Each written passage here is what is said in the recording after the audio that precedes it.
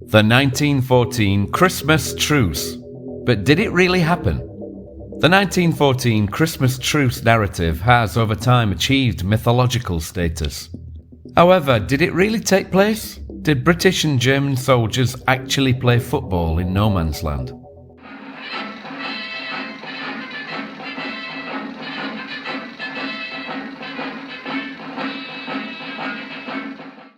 The Western Front, Christmas Eve 1914. As Christmas Eve approached, the battlefields of Flanders were blanketed with a light dusting of snow.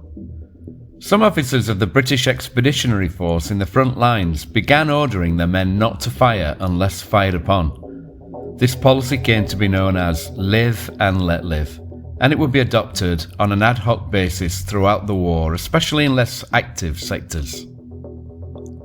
British soldiers on duty that evening began to see strange things from the enemy lines opposite them. Germans were placing small fir trees and bright lanterns outside the trenches, and suddenly a chorus of voices singing Christmas songs could be heard. They sang hymns such as Stille Nacht, Silent Night, and the British began to respond with Christmas carols of their own. Christmas Day football. As Christmas Day dawned, German soldiers began to emerge from their trenches, waving their arms to show their peaceful intentions. When it became clear that they were not armed, British soldiers soon joined them, meeting in no man's land. Here, amid the craters and debris of war, they exchanged gifts, and some that had cameras took photos. From out of nowhere appeared a leather football, and the newfound friends had a kick around. Later, the British helped the Germans bury some of the dead. Both sides agreed to an extended truce and were able to spend time repairing dugouts and trenches. But what did Adolf think? Even among the units which observed the ceasefire, however, not all approved of it. Adolf Hitler, for example, that famous killjoy, sharply disapproved of the truce, later criticising the men in his regiment who had joined the British in no man's land.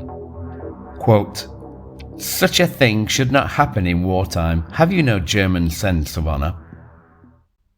Yes, it really happened.